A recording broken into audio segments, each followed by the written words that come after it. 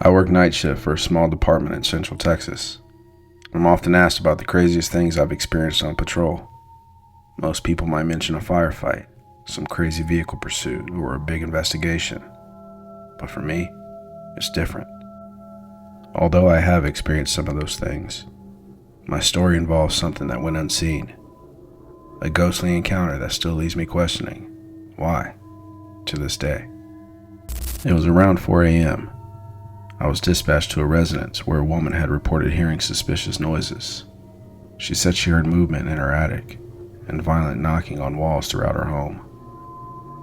As I pulled up, the house loomed like a ghost from the past.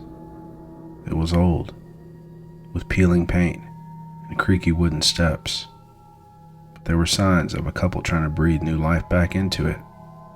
The porch was cluttered with paint supplies and half-assembled furniture, evidence of the renovations the couple had just begun 2 months prior. I met with Emily, the homeowner who was at the front door. Her eyes were wide with fear. She explained that she and her husband Cody purchased the home, only to find themselves plagued by strange noises. First, she described the noises to be subtle creaks and whispers in the walls, later escalating to what felt like violent knocks. It sounded as if something, or someone, was attempting to break through. Initially, they brushed it off as a house settling, a common occurrence in older homes. But as the noises grew louder, unease settled into their hearts. Just then, Cody arrived, flustered after turning around on his way to work when he learned Emily had called the police.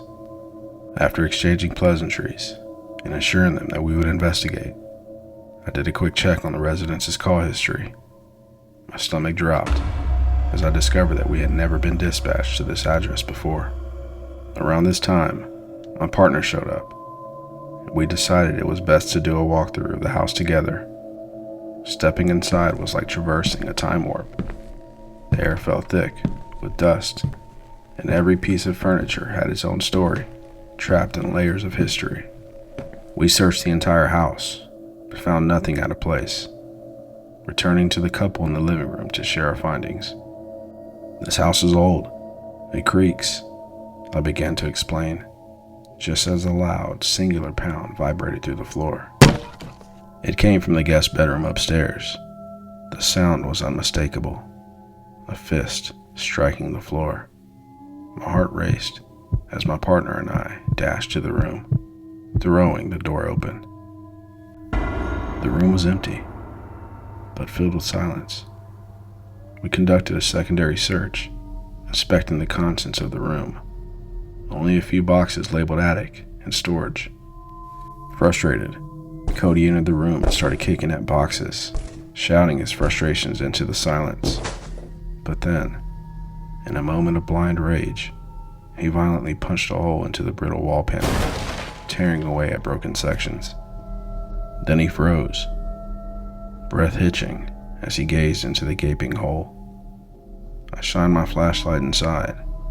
The beam illuminated dust and cobwebs. And then I saw it, something hidden in the darkness.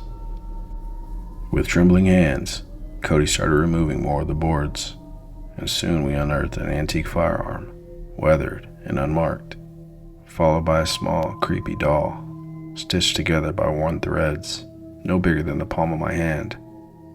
Its glassy eyes seemed to hold secrets long forgotten.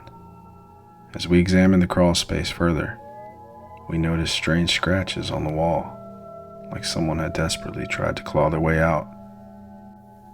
The realization hit us all at once. Why were these items hidden away? Were they linked to the noises? Were they remnants of someone's dark past? I took photographs and carefully bagged the items for a found property report. It was clear the homeowners wanted these artifacts gone. As we left the house, unease settled over me.